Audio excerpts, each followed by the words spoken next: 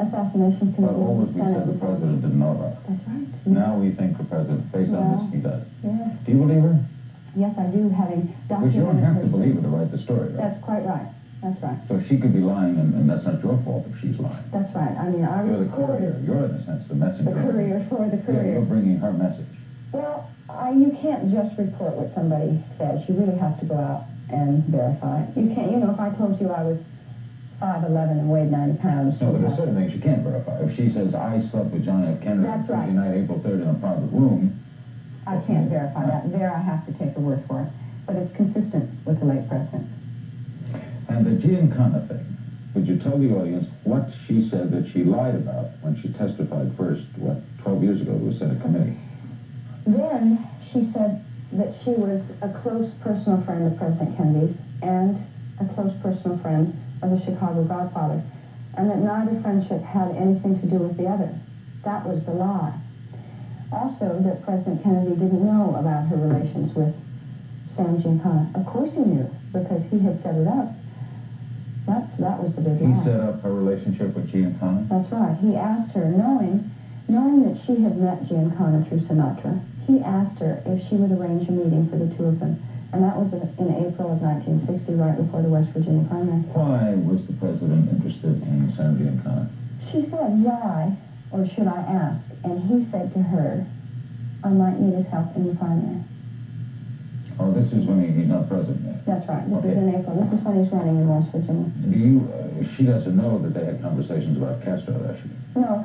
She doesn't know what they had conversations. That's it. She doesn't know what they talked about. What would the mafia's influence in West Virginia be? If you said Illinois... Money. Kennedy needed money. I know. It sounds crazy. Sounds crazy. Right. But FBI wiretaps show that there was a huge amount of mafia money funneled into West Virginia. A lot of payoffs made, over $50,000 in cash made. For the benefit, Humphrey was a 10-to-1 favorite there, and Kennedy beat him in a non-Catholic state. 95% Protestant. And this was a terribly important primary to Kennedy at the time.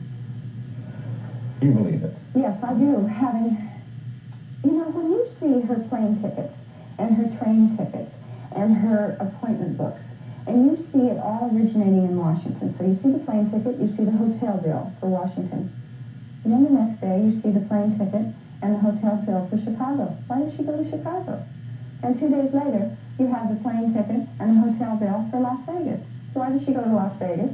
Why did she come back to Washington? It makes perfect sense. And Frank Sinatra's involvement is what in this whole picture? Well, Frank Sinatra introduced Kennedy to Judith Campbell. And knowing that they had started an affair, a few weeks later, he introduced her to Sam Giancana, who he introduced her, by the way, as he introduced him as Sam Flood. Now, she told me that she feels that she was set up to be the courier. She feels now that she was used. Kennedy and Sinatra? Right. How did Frank know her? Good question. I think they met in 1959, and they had a brief affair. And then the affair ended, and Sinatra invited her to attend his Las Vegas opening in February of 60, which is where she met Kennedy. According to today's various papers or reports, Sam Giancana's daughter, herself an author of a pretty good selling book and a successful miniseries, said that Sam Giancana hated John F. Kennedy, would never have met with John F. Kennedy, was violently opposed to him. Yeah, that's his daughter. I know, his daughter said that. She would have to go prove that he didn't meet with him. It is true that Giancana did not like the Kennedys at all, and Mrs. Exner has told me in 35 hours of tape that he never had anything nice to say about the president. But something other than sentiment motivated him. Which you would gather would be, if you hate him, why would you want to help him win West Virginia? Because then you have leverage. Then you have a little bit of power yourself. Then you have a little piece of the President of the United States. John F. Kennedy was a lot of things. Stupid wasn't one of them. No. Handsome was. Intelligent was. Why would he do this? I mean, in the wildest imagination, and all we've ever read about him, and we know about the stories about women, and obviously the public knows it. Why would he deal with the mafia? Why does he need mafia money? He needed it. He needed that intercession in West Virginia to help with that primary. I think it's very consistent with what we know of President Kennedy. It's an arrogance of sort. It's an arrogance of power. He didn't want to use somebody, in his inner circle. He couldn't do that. She was a perfect person to use. She was in love with him. She was not very... That's right. She was not very smart. She didn't question anything. She did what she was told. Do you like her? She's difficult, Larry, and I feel very sorry for her. I mean, she's had a tragic life. The woman's dying of cancer. And she's been paranoid for so long, you know, so frightened of losing her life, of getting killed because of the truth, that it's hard for her to trust people. Is she mad at you? I pushed her very hard. Yes, I think she is. I pushed her very, very hard. I wouldn't put in certain things that I couldn't document. I wouldn't, and I asked her for documentation, and I pressed very hard. I would say, well, I'm not going to put this in unless I see the plane tickets, unless I see the train tickets. I have to have the hotel bill. I have to have documentation. Also, we had a little bit of a problem dealing with her, the child that she gave up for adoption. In her book, she wrote about it. But there was sort of a veiled, I don't know, it wasn't specific. And I told her that since this piece was about President Kennedy, Frank Sinatra, and Sam Giancana, that she had to be honest and say that none of those men were the father. And she got very upset about that. And did say it or did say it? Well, it's very clear in the article that none of those men were the father of her child. Well, that would be good then. Well, I would think so, but she didn't want to come out and say that. It is, there's a foolproof sense to this, though, isn't there? Kennedy is dead, Giancana is dead, and Sinatra's not going to talk about it. So she could say anything, right? No, I don't think she could say anything. I mean, you can't just... The thing is, she What's does... going to do, sore? She does have appointment books from those years. She does have those plane tickets, the train tickets, phone bills. And there are documented White House logs of 70 telephone calls between Judith Exner and the White House. 70? 70. Did you ask her why she kept all those things? Yeah, I did. That's crazy. I mean, I did. I said, did you do this with blackmail? She said, no, I'm a pack rat. She said, I kept everything. I kept my first communion, holy cards. She says she just keeps everything. You're a reporter. How do you explain this fascination? I've got a book coming out where I tell just a quick little story about Robert McNamara during the missile crisis. And they had a lot of extra people working in the White House because it could have been at war. And this beautiful girl walked by, and Kennedy asked McNamara who she was, and he said she was with the pool working that day, you know, an extra. And Kennedy said, well, let's get her name. We may avert war tonight. Now, this is laughable. We all laugh at it. Yet we know that if John Kennedy resurrected today, we'd elect him. That's true. He consistently wins popularity polls of this century over Roosevelt, over Reagan, over our most popular president. In fact, he's the most popular American, I think, of the 20th century. That wouldn't surprise me. Despite all this. Despite all this. Because he was a magic president. He was like the male version of Princess Di. Only smart, articulate, witty, wealthy, funny. So this story in People isn't going to send that quotient down one, is it? Well, I don't know. I don't know. I think, you know, it's like Sinatra. You can love the man's music and then be dubious of other things. I think it's the same way with President Kennedy. I think what this does show us is a real abuse of power. But why do we forgive him quickly and love him reverentially and dismiss now Gary Hart completely? I think because of the way President Kennedy died, he was a martyred president. And after all, he was a president. He was elected. We did have him in the White House. He had a beautiful wife. He had gorgeous children. He involved this country. He gave his spirit. Gary Hart hasn't done that. Kitty Kelley's our guest. The front page of People magazine out now. Back with your phone calls after this.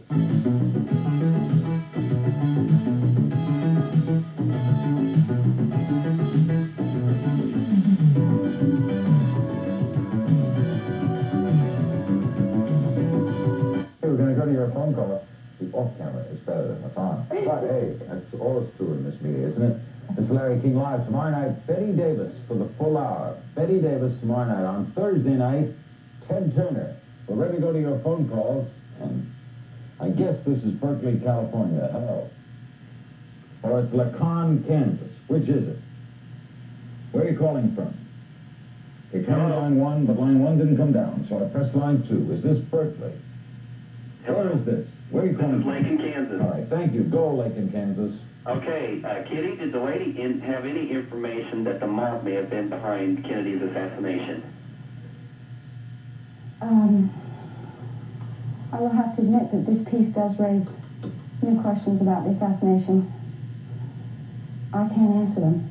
Well, it raises new questions, how? Well, We're talking about a president who was obsessed with Cuba and the assassination of Fidel Castro.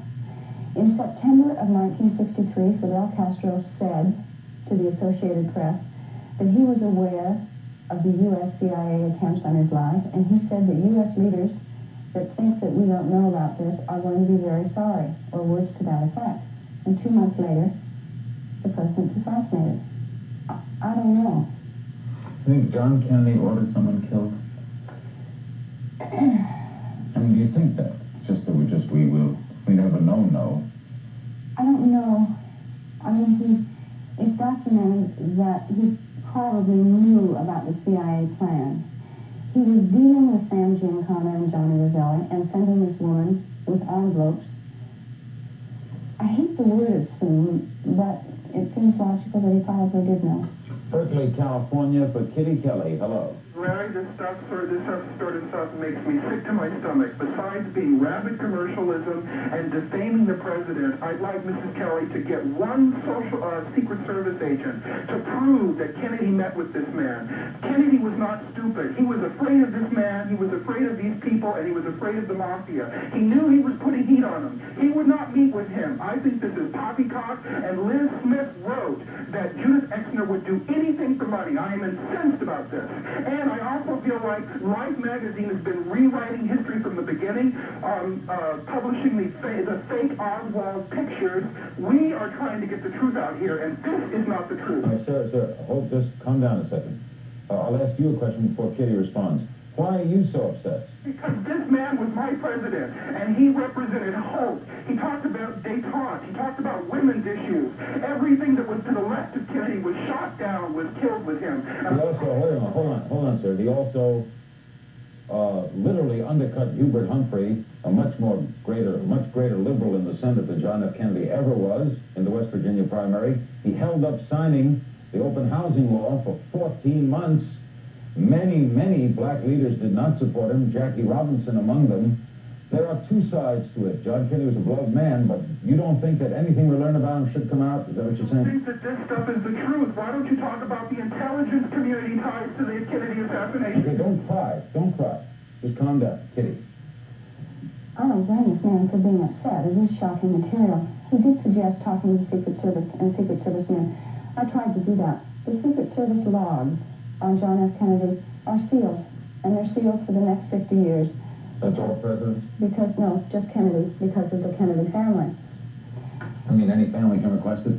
Lady Bird Johnson can say, I want my husband's Secret Service records sealed, and they're sealed. She could, yes. What about a retired Secret Service agent? I've tried to find them. Many of the ones that covered Kennedy are dead now. Some that aren't are out in California. I couldn't find them. I did find one Secret Service man who said even if he could confirm it, he wouldn't be able to. Cora, are you still there? Yes, I am. If it's the truth, let's just say if. Are you saying we shouldn't learn it?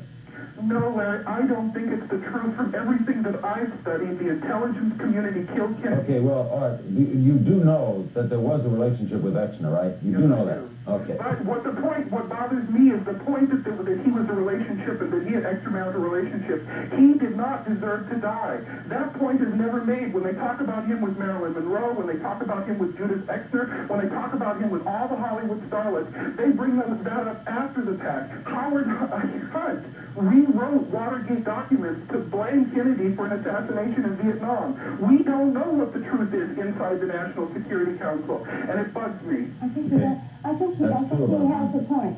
There are a lot of things that we don't know, which is why the public is so cynical and so distrustful. I mean, when you hear that the CIA has planned assassinations of world leaders, it is shocking. I mean, that is documented fact, and people are skeptical. I understand what he means. And Hunt did write phony things, too. On the killing of, in Vietnam, that he was out at the end. To I think it's Alakpa, Pennsylvania. Hello. Hello, it's Aliquippa. Aliquippa, huh? Hi. I have to agree with what Kitty had said earlier about it not being dissimilar, so to speak, or it being very much like Kennedy as far as not being out of character. In that, take a look at what happened with Marilyn Monroe, with Kennedy's brother-in-law. There had been a story that she was in an ambulance on the way to a hospital and then brought back, and all the furniture had been gone over and everything removed, sort of in a big cover-up manner. And I personally believe that story. I just believe that there is so much secrecy in what happens when you reach this particular level of office that it creates a panic in sort of a way that, you know, people like the last caller who get upset, and myself and other people that... What is your question? Well, my question is if she kind of agrees about the fact that it's very similar to I'm getting confused myself, but it's sort of like, my question is really basically, is it out of character or is it not out of character? Basically with what happened with the Kennedys as far as... Think Kennedy went out of character? To do what? Deal with Sam Giancana? No, I don't. I think this was a man who... In character? I do. I think it was consistent in that this was a man who, I don't want to use the word amoral, but what's the word for, that means that laws don't affect him? I don't think that laws or anything like that were going to... Sociopath. No, Larry, I don't want to say sociopath. I want to say that this was a man who knew what he wanted, and he came by it honestly. Look at his father. I mean, Joe Kennedy dealt with the mob at one time in his life. Kennedy knew, obviously, that this was a man who could accomplish things that he wanted to accomplish. Northern Connecticut with Kitty Kelley. Hello. I have two questions. I was in Chicago during the 1968 convention, and the rumor in the streets was that if Robert Kennedy had lived, Mayor Daley would have put $30,000 worth of publicity in every ward the day after the nomination. That's not a rumor. Daily Sun told me on the air that his father was going to go for Robert Kennedy. The thing is, the other part of the rumor was that the syndicate strongly supported Kennedy in return for favors that Joseph Kennedy had done them during the Depression, that somehow Joseph Kennedy, as head of the Securities Exchange Commission, had figured a way to launder and surface the underground money that the syndicate had accumulated. Have you ever heard that? No, I haven't. But you know, something he said here, which we haven't talked about, Kennedy's actions in this matter, dealing with Giancana, when Hoover found out in March of 1962, Kennedy really put himself in a position of being blackmailed by the director of the FBI. And I think that that's one reason for the wiretaps on Martin Luther King, that the Kennedys just couldn't say no to Hoover. Hoover had a lot on them. With all you've learned, has your feelings for that president changed?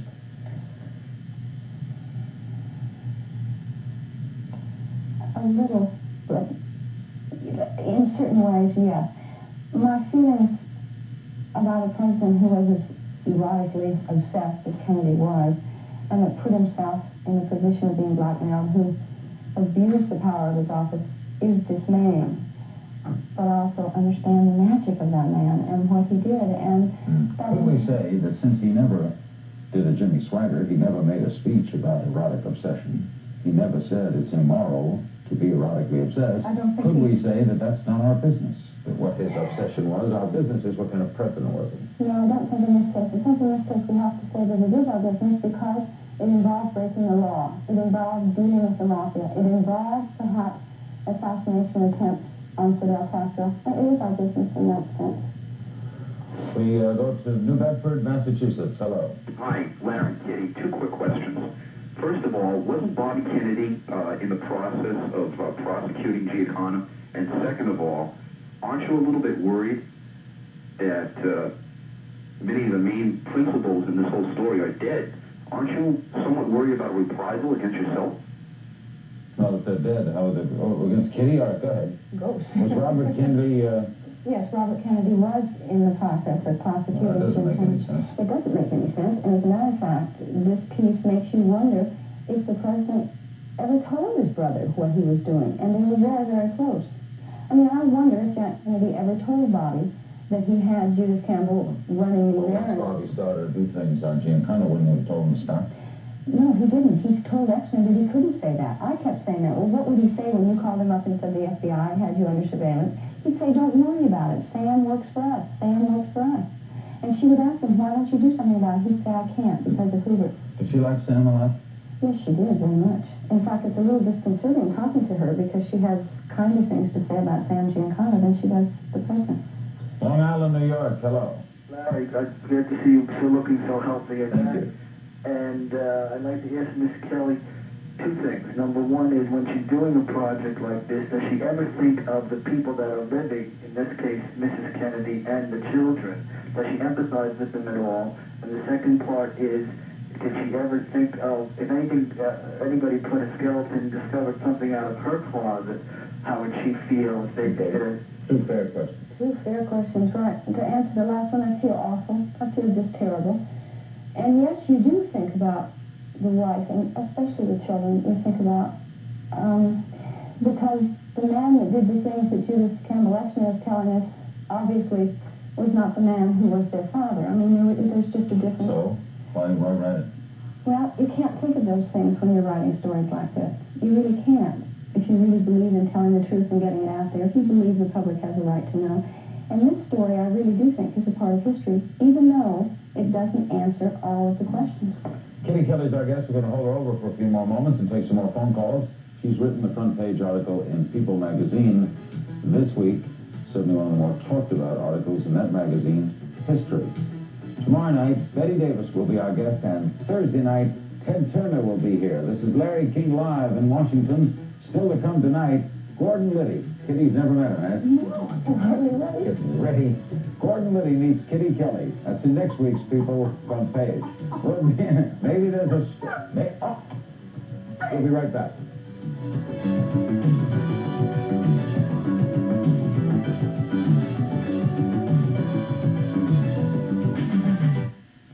They have met. Kitty has met Gordon. Gordon will be with us shortly. Gordon is now a talk show host. Only in America. Kitty Kelley's our guest, Jackson, Mississippi. Hello. Yes, my question to Kitty is there any truth to the rumor that Nancy Reagan has an affair with Frank Sinatra and has openly courted Frank for mafia help to her husband Ronald? merciful God. I don't know where you got that from, sir, but they are friends. They're friends. You're doing a book on Nancy Reagan, though, huh? Yes, I am. You are? Mm-hmm. Now, supposing nothing turns up but good stuff.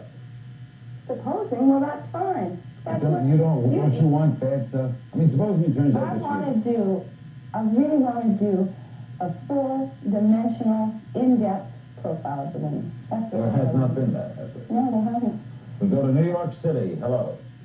Yeah, Larry, you look great. Thank you. Kitty, real quickly, I just want to ask you a question. There was a number of documentaries that I've looked at, and I've read some information concerning Jack Ruby and his ties to the mafia. And I was curious whether or not you had any information on that. I don't have any information on it. Many stories about it. I know there are many stories, and I've read them. I read them when I started doing the Sinatra book, but I haven't read them for this, and I'm not up on it. In this case, Frank is just being a friend here, isn't he? Well, yeah. In this piece, as I understand it, he's... His introduction suggests, but don't prove, that maybe... Did he know? I don't know. Did he know that he was introducing a woman to John F. Kennedy for a purpose, and then introducing her to Sam Giancana? If John Kennedy's not telling his brother, it would hardly seem that Frank Sinatra knows the purpose. I mean, we're really stretching it, aren't we? No, I don't think so, because, you know, that mafia money funneled into West Virginia was allegedly dispersed by Frank Sinatra. That's the one question you could ask Sinatra today, and he would say that he still loves Jack Kennedy. He would have done anything to help him get elected, I think. Morristown, New Jersey. Hello. Yes, hello, Larry. How are you? Fine. One point I'd like to make is that during the last year of the Eisenhower administration, they only indicted 40 people nationally for organized crime offenses. Mm-hmm. Bobby Kennedy's first year as Attorney General, he indicted over 1,400. He was the toughest guy on organized crime we've ever had as Attorney General. Exactly. The last people in the world, the Giancanas wanted in office were the Kennedys. And to imagine that John Kennedy would ever condescended to be his own bagman to a thug like Giancana is just... That's the part that it's bizarre to accept. Mm-hmm. Bobby Kennedy made the FBI come down on him. The FBI used to sort of shy away from coming down on organized crime. That's right. But, you know, when Hoover, after he talked to Kennedy, he then wanted to prosecute Giancana for wiretapping in Vegas, and he was told he couldn't do it. San Francisco, we have about a couple minutes left with Kitty Kelley, then G. Gordon Liddy. Hello. Yes, don't you think that Ms. Kelley has political motivation in her smear campaign now against the Kennedys, bringing Sinatra's actions into this situation? Political motivation for whom? she wants to destroy the Kennedy reputation and name. I believe Miss Kennedy, Miss Kelley's actions themselves should be looked into very carefully. For what purpose does she wish to, ma'am? Miss Kelley abuses the law that she so claims to obey it. She has a great abuse of her power by utilizing people who did not want to be in her books, by tape recording every single conversation that comes in on her line, whether or not she tells them that they are being taped. She You doesn't. do that? You tape every call in your house? No. You know where she got that from? No, I don't, but I do tape when I interview, absolutely, and I do it as much for my protection as the other person's protection. Last Absolutely. call for Kitty Kelley, Johnson City, Tennessee. Hello. Hello. Why does the media assume that the citizens of America admire the Kennedy clan when they have engineered the Bay of Pigs, brought us Chappaquiddick, driven their wives... Hold on, ma'am, hold on. John Kennedy is in every poll ever taken the most popular American of this century. I think this is a media assumption. No, it's a poll. Okay, it's a poll. Well, that's different from an assumption. All right, so it's a poll. You didn't like John Kennedy. I didn't like John Kennedy, and I don't know many people who did. Well, somebody elected him. Somebody elected him, but he has certainly been glamorized as Elvis Presley, sort of the same deal. You think he's cultish?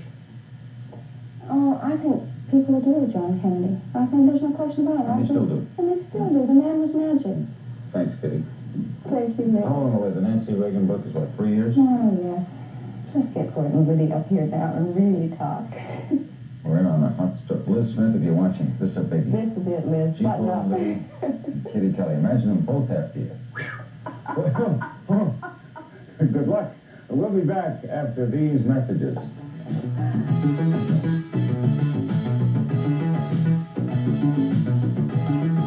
Coming up, he's faster than a speeding pickup truck.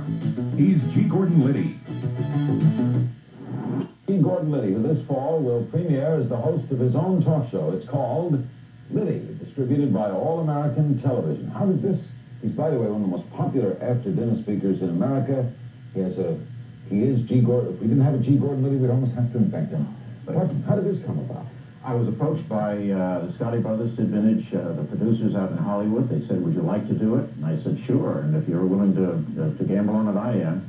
And we made the pilots, and they took it to All American in New York, and they loved it, and they're down there selling it right now. At the NATBIG convention. Correct. What is the concept? The concept is to have an arena. And Literally an arena? Literally an arena. It's circular, and it goes up like that, almost like the Roman amphitheater. And I go in there, and we bring in a very, very bright, articulate spokesman from the liberal point of view on just about every major issue that there is, a different person. And for the first half of the show, we take it on in the crucible of debate. And in the second half, the members of the audience come down and they take us both on. And it's like playing Christians and Lions. If you're the host, can it really be a debate, though, if it's your show? Yes, and that's the distinction I'm trying to make between this and what I call shock radio with pictures. No. I don't abuse a guest. A guest is a guest. If I think their idea is stupid, I will demonstrate that the idea is stupid through logic, but I will not abuse them and call them stupid or anything of that sort. It's dumb television. It is, and it's also discourteous. Who'd you do the pilot with? We had Gloria Allred, who is a very feisty, very bright feminist attorney out of Los Angeles, and we did that one on comparable work. And then we had this chap who is the head of the anti-death penalty project for the ACLU, and that was really good. And we had lined up Chief McNamara of San Jose, who's sort of one of the fellows of Handle Control, Inc., and he wimped out and wouldn't take me on, yeah. Are you having fun with it? Oh, I love it. Absolutely love it. Yeah, it's really what it is a formalized thing that I do every night in colleges and universities across this country. I've been doing it for the past 8 years. And it concentrates the focus. I mean, I had 2.5 hours in a college, but here, you've got 1 hour, and I've got a formidable opponent. Nightly? Yes, it's going to be 5 nights a week. What amazes everyone when they get to know you is, how on earth did you keep quiet? Once people get to... You're a media personality, you like the camera, you like microphones, you like touring campuses, you like speaking. Keep quiet, Larry. And, it doesn't take much talent to keep your mouth shut. Any damn fool can do that. I was on the deck, on the con, really, of the ship when it hit the reef. Damage control was my responsibility. So I went down with the ship. The difference is, when I hit the water, I had sense enough to keep my mouth shut so I didn't drown like the rest of them. Yeah, but you did more prison time than any of them. You took the rap more than any of them. I was supposed to. Yeah, I was in the right. parlance of Iran Contra, I was designated to take the hit. So I took the hit. I would have been very, very willing, you know, to take the fruits of success had I been successful. And so I should not be heard to play the violin if you have to take the downside. This then is fair to ask. Were there days in prison or in court when Sirica looked at you and you had the chance to walk out of that court? Are there days you want to say, yes, I want to get up? No. Never did? No. It's a matter of honor. You know, that was my job, and I always do my job to the best of my ability. And there was no way they were going to make me talk. You know, the special prosecutor, every time they have a new special prosecutor, he'd haul me down from whatever prison they had me in at the time, and he'd say, you know, you're going to walk tonight if you do this, that, and the other thing. I say, thanks very much. I understand why you felt that you had to do this. You made me miss lunch. I'd like a sandwich. That's it. Bitterness toward Nixon and the crowd? No one can ever be bitter without simultaneously indulging in self-pity, which is one of the most useless expenditures of psychic energy I can imagine. In other words, it's dumb to be bitter because... It's dumb to be bitter. Yeah. I mean, what is it going to accomplish? What is it going to accomplish? It's the human psyche. Therefore, you're not revengeful. No, not at all. Why should I be revengeful? Look, it was my job. You sat in prison for 5 years. Hey, wait a minute. That was my job to sit in prison. I was protecting my president and doing the best I could. It would have worked, too. You know, if those other turkeys could have kept their mouths shut. Were you shocked? Do you think we should know what Kitty Kelley had to say? Yeah, I do. I mean, it's part history. And it shatters a myth and an illusion that needs to be shattered. And the fact of the matter is, the United States of America has assassinated and will again. But the thing I want everybody to understand is that just as when Alexander the Great conquered Darius of Persia, and he went to Darius' tent to meet him, because he had a great deal of respect for this enemy general, and he found that Darius' own lieutenants had slain Darius, seeking to curry favor with Alexander. Alexander was furious. He had them executed immediately, and he announced the rule that the United States, and as far as I'm concerned, just about every other nation, follows to this day. Only a king may kill a king. If you're going to whack a head of state, the president has to know, because it is too important. And you favor that in some circumstances? Larry, it's 1937, and I come to you, I'm one of the head of intelligence in the United States, and I tell you what Adolf Hitler is really doing in Nazi Germany. And I say, Mr. President, I've got SEAL Team 6 here, and they tell me they can take him out. Would you do it? The answer, what if the answer were, if I do it, I change the course of history? What if I produce from it worse? I would be willing to accept that risk, because there was another monster, worse than Adolf Hitler. Joseph Stalin killed more people, Jews included, than Adolf Hitler ever did. But if you preserve Hitler and help Hitler to destroy Stalin, and then Hitler comes back and continues what he's doing, now I think if you got two of them, you can take one, you know, you're batting 500. Let's take a not-so-vicious character, Castro. We may disagree with him, but Castro certainly has a kind of a flair. Yes, he has political prisoners, but he hasn't killed people by the landslides. Mostly he's let them go to Miami. You talk to those people who... Well, but if you start bringing down the line, you would take out Castro. I'd take out Castro. Therefore, Castro has every right to take out Reagan. If he considers it, actually, there's a conspiracy theory, one of the many, about the death of JFK, which goes as follows. We know that there was a connection between Oswald and the Cubans through a existing organization called the Fair Cuba Committee, and possibly these people were trying to take him out. So Reagan is no threat to but if Castro perceived him as it under the Liddy Code of Honor, if Castro perceived him, you know, he's welcome to take his best shot. But I think our guys would be able to take care of this. Therefore, you're saying it's okay for a president. Now, what I'm saying is that the world is still the same. Human beings still operate in the same way as they did in the days of Alexander. What we are is upper Paleolithic hunter-gatherers. Give me that again. We have instincts and emotions that are never wrong to the world as it existed 10,000 years ago. We've changed the world, but we haven't changed ourselves. It's just been a blink of geological time. We haven't had a chance to evolve to that. That's the kind of people we really are. Now, we aspire to be better. But we're not. So we're not ready for pure democracy. Well, pure democracy we don't have. What we have is a republic. You know, pure democracy is what they have in the little town meetings up in Vermont. We're not ready for where we would put a president in jail for breaking the law. We're not ready to do that. I don't think we are. I think we've been over backwards to try to avoid it. Who's going to be the next president? I don't know, and if I did, I'd be a lot more than a talk show host. Do you like anyone in particular? I like George Bush. Do you like him? You know, I also like Jack Kemp. I also like Al Haig, but he pulled out. My all-time favorite, of course, is Jean Kirkpatrick, and she won't run. What do you think of the swagger thing and the whole concept of I'm really not interested in the fantasies of a televangelist. I don't watch televangelists. That's not where I go for my religion. And his personal private life and whatever tragedies he's undergoing, I just say, I'll tell you what. Let whoever is without sin start casting the first stone. This September premieres, right? Yes, indeed. We'll take some calls for G. Gordon Liddy in a moment. You'll see Liddy in syndication this September. This one's going to make it. We'll be back after these words.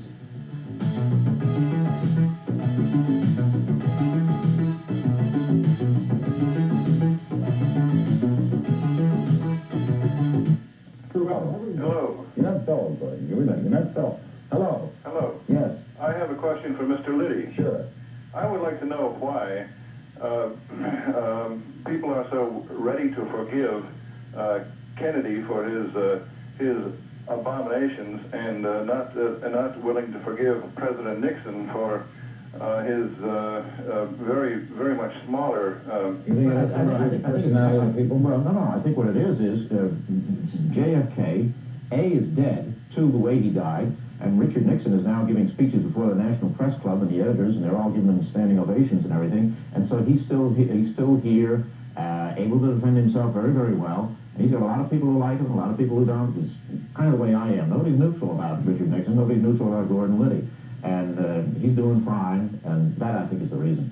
You have liberal friends, do you not? I mean, sure. You surprise people in the liberal community because they wind up liking you. Do you think it's because of your directness?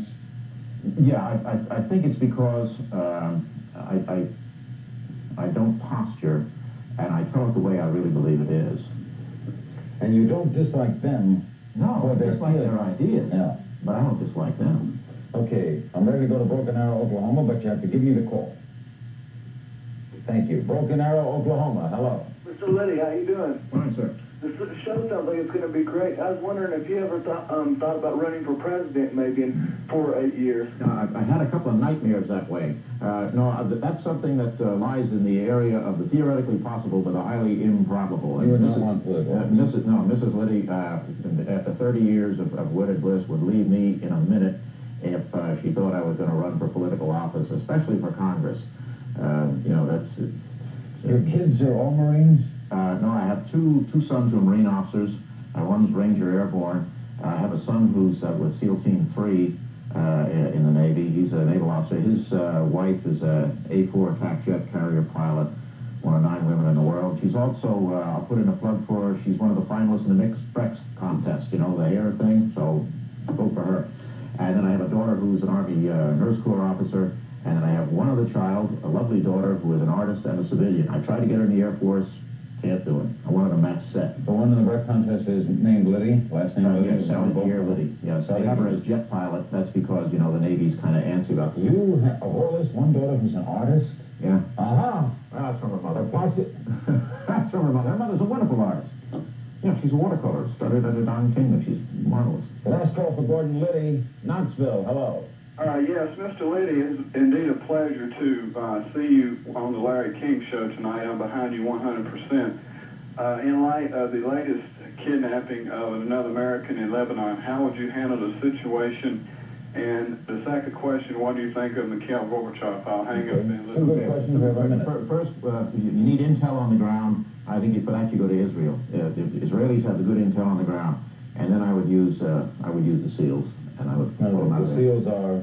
SEALs are they are the most elite commando force the United States possesses. They are toughest, and they're probably the toughest in the world. And with respect to Mikhail Gorbachev, I think he's a brilliant man. I think he's, therefore, an exceptionally dangerous man. I would far better have the Soviet Union still into the drab control of Brezhnev. Even though he's bringing things you said they should have. Openness, freedom. Yeah, open. He's bringing openness and freedom over here in the newspapers, but over there in the Soviet Union, those people in the Gulag are still in the Gulag. Thanks, Gordon. Thank you, Larry. G. Gordon Liddy, you'll see him this September nightly with his own talk show called Liddy.